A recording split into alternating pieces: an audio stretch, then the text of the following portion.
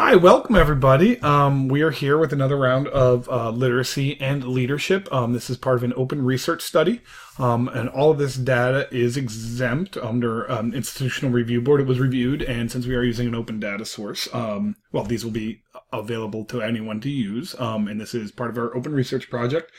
And the guidelines for our ethics can be found. Sorry, I blanked. I usually do when it comes to ethics. Can be found on our website. So I just had to say that legalese. You okay with me recording and sharing this video openly? Yeah. Oh, wonderful, wonderful. So can you do? Oh, sorry. Can you do a quick favor and introduce yourself to the audience, please? Well, my name is Rob Leunissen. I live in the Netherlands and I work at the medical school of the University of Miami, the city where I live. And not for my job, but for a hobby, I'm involved in digital writing or in creating art on computers, or as mainly as what I do on my iPad. And so for those who don't know, you do some amazing iPad art, and that's kind of what you're known for. What was kind of your first open course? Was it DS 106 or? No, the first open one was EDC MOOC.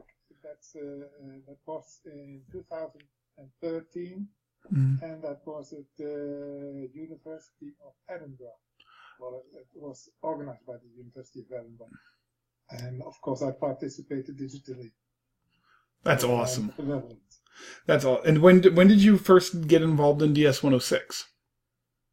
That must have been 2013, after EDC MOOC ended, and then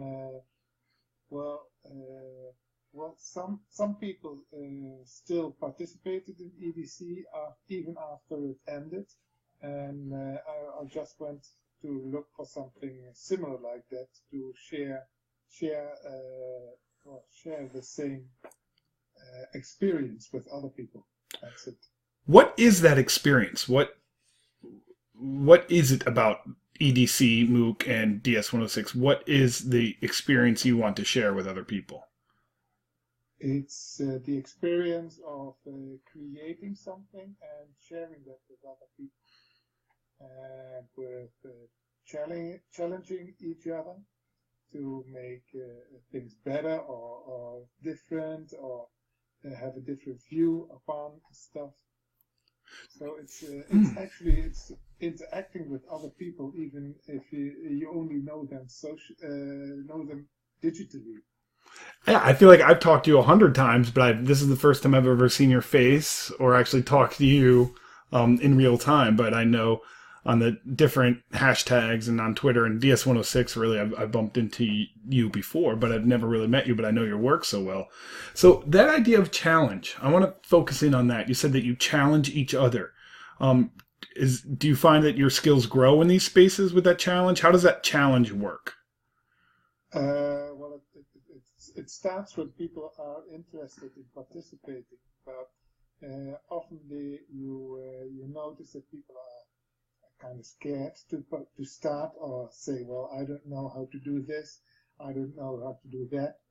And by helping them, and that's if you help somebody well, then you challenge them to do something they didn't do before. And in that helping and that challenging, you let people grow in their skills. For instance, if somebody makes a combination of two images and just put two images on top of each other, then you can say, well, if you use this and this tool, you can make the background of the second image disappear, so it's more flush into the other image.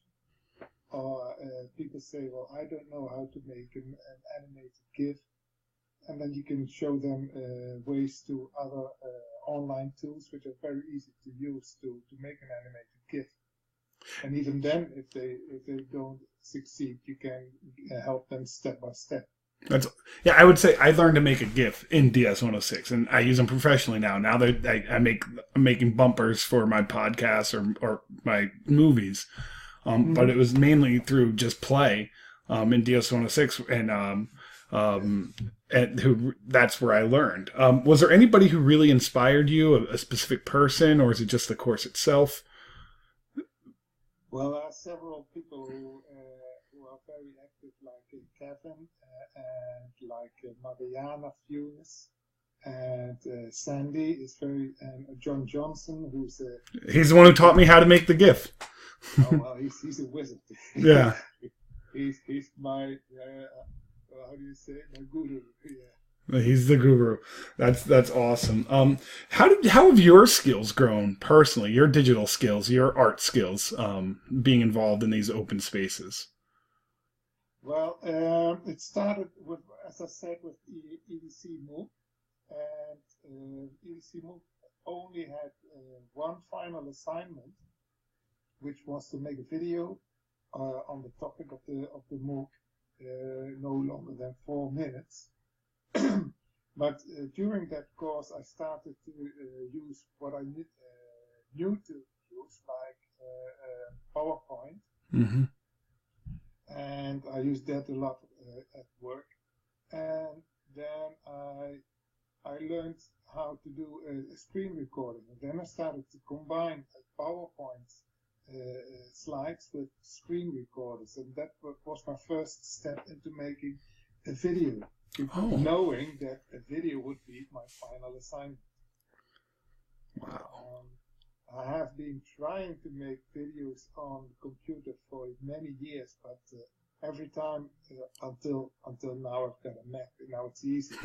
But I've been trying as my kids are now in the 20s. Mm-hmm. Started to try to do that with a computer when they were babies, but the computers were too slow and it crashed and it never worked. But now, since a couple of years, the computers are so fast and so strong, and now it's easy to do. So, what's your most favorite thing you've ever made in these classes? Do you have one? Can you choose one? No. No, okay, because I mean you're pretty prophetic. You crank stuff out. And these in these spaces, how do new people get involved? How would somebody join DS106 or EDC MOOC? Is there a course like how is there a who is it organized? EDC MOOC is organized. Mm-hmm. It's not organized. It's an ongoing open course, and you see people join in at the Google community. Mm-hmm. There you see the first scared steps into the community. The scared steps. I like that. Yeah, and then I like to help them and to keep involved and to do more. And on Twitter, I see the people who do the DS106 course as a regular course on their university in the USA. And well, I try to encourage them by giving a like on Twitter, or by saying, well, if you use this tool, it might even look better. And sometimes people come back and repost it in a better way. Oh, awesome! Now you're you're in medical education, correct? That's your. How could you imagine any way of bringing the lessons you learn in these spaces to that more formal spaces? I know I try because I'm in teacher ed, and I try to recreate this magic, and I can't. Like it's something about that formality or that not being able to just take those lines of flights. Like I've never been able to recreate what happens here. Are there lessons that you could bring back to medical education?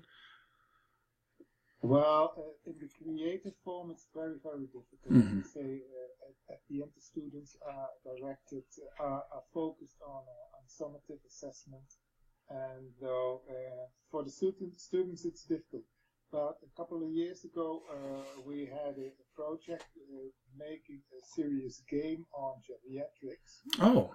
And that it looked nice. It worked. It was very costly to make. And then I told the teacher that probably the most important thing was not to let the students play with the serious game, but use the serious game to make cases for that serious game to be played by other students. Oh, interesting. How they are using it in the lessons. Not as much that you got several cases in the game that you as a digital doctor need the patients.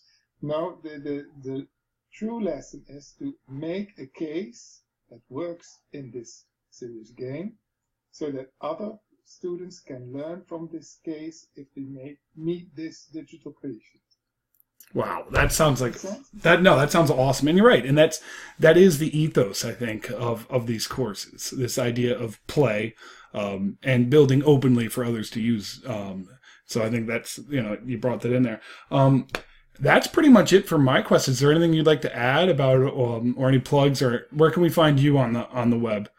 I've got a site now. My name, rondeunissen.com/rom/ and I first had that site on WordPress, but now I've moved to Reclaim Hosting. Got my old URL back. Oh, awesome! I used to have that way back in time, but I did all the HTML coding by hand in an editor. But now with WordPress, it's much easier. Oh yeah, it does. That's something unique to these courses as well. Is every learner kind of has their own space. They own their own data in essence. Everybody has their own blog or their own website, and then we share it. You said DS106 has a Google Plus community, and Twitter. Yeah. CL MOOC's kind of the same way. It's Google Plus and Twitter. Probably the only people left using Google Plus.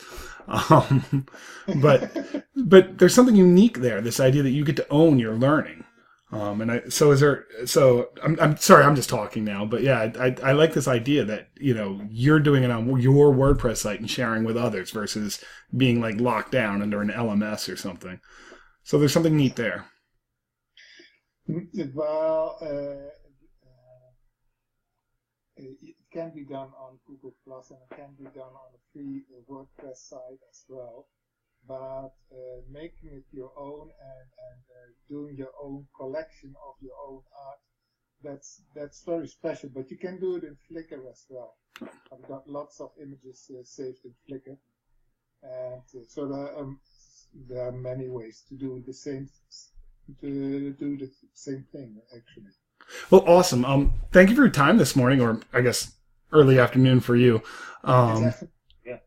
So what's going to happen next is I'm going to upload this to YouTube, and then I share a link out to Vialog, so that's how we code the data. You're welcome to stop in and, code it. I'll also contact you if I'm going to directly quote you in the actual written paper. It's kind of my own ethical, even though it's open data, I like you to be able to say, well, no, that's not really what I meant. So I will let you know if I directly quote you in the paper. I share the paper with you already. And I'll be writing it over the next, few weeks. So feel free to stop by, watch how people code your own data, or feel free to do some of the data coding as well, or go and make fun of my paper. I'm working on it. I shouldn't say mine. I'm working on it with Sarah Honeychurch, who is an awesome person. So yes, yeah. She made me my DS106 winter hat. Oh, she made you. So wait a minute. So you guys are actually making like real stuff and sending it back. She made you a hat? Yeah. Oh, so these connections are spreading from the digital to the real life in a sense. Yeah, well, on CL MOOC, we shared postcards as well. Oh. And we do that with the Share Your Art, is the one once a year event that hundreds of people make postcards and send them to one central address, and then randomly they are shared all over the 200, 300 participants. That's amazing learning right there. That's awesome. Yeah, that's great. Well, hey, thank you for your time this morning. I'll send you the links to the videos when they're up. Okay, bye.